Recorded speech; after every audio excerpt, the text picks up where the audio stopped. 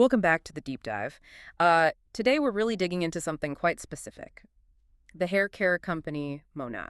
Right. We've got a pile of sources here, lawsuits, customer complaints, details on their whole business setup. And our goal really is to try and figure out this contradiction. You have a product promising, incredible hair. Miracle growth, yeah. Exactly. But then you also have hundreds of reports of bad reactions, major legal battles. How does that work? Well, I think the key is realizing it's not just one thing. It's like three connected issues we need to unpack. Okay, like what? You've got the product claims themselves, what the regulators actually found, and then this, well, unusual way they sell the stuff, the financial side. Got it. Okay, let's start with maybe the first thing people notice, the price. I mean, wow. It's up there. The sources point to their main product, this Rejuvenique oil. $69 for 1 single ounce. Which, for context, people have pointed out is literally more expensive per ounce than some precious metals. Liquid gold is the comparison used. And even the shampoo is what, $46? Yeah. Pretty steep. And that high price makes the complaints even more jarring, doesn't it? Definitely. So the class action lawsuits, they're now grouped together down in Florida, right? Correct.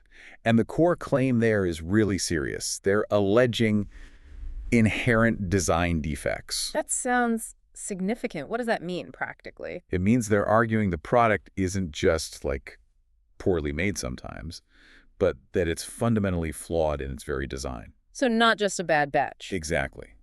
The lawsuits claim this defect leads directly to things like, well, major hair loss, scalp burns, bad irritation. The sources mention people expecting Disney princess hair. Right. That's the quote. And allegedly getting something more like a, quote, medieval plague victim aesthetic. Oof. It's strong language, but it reflects the severity of the claims.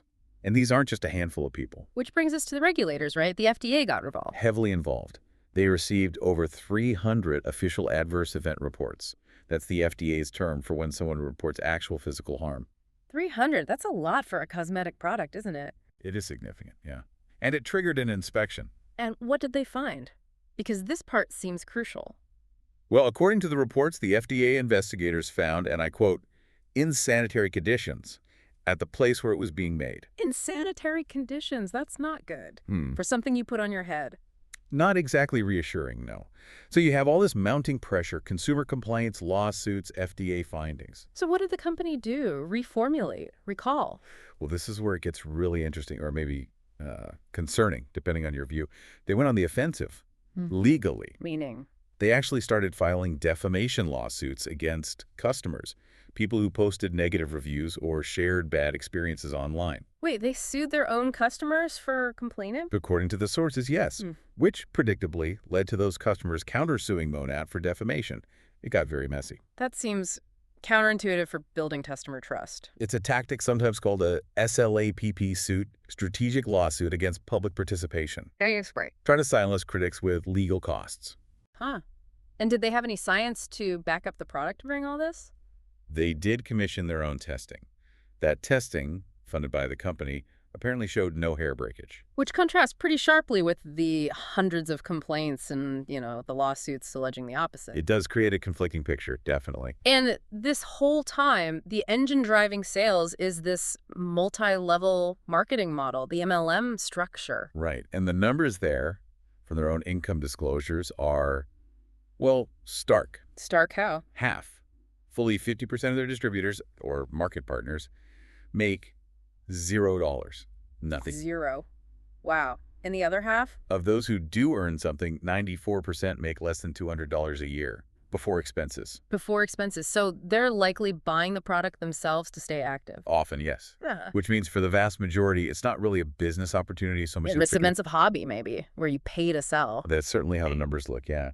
It functions more like that for almost everyone involved. So, tying it all together, the MLM structure seems key here. It provides this constant stream of new recruits and defenders. Right. People who are financially and emotionally invested in the brand's success, regardless of external validation or complaints.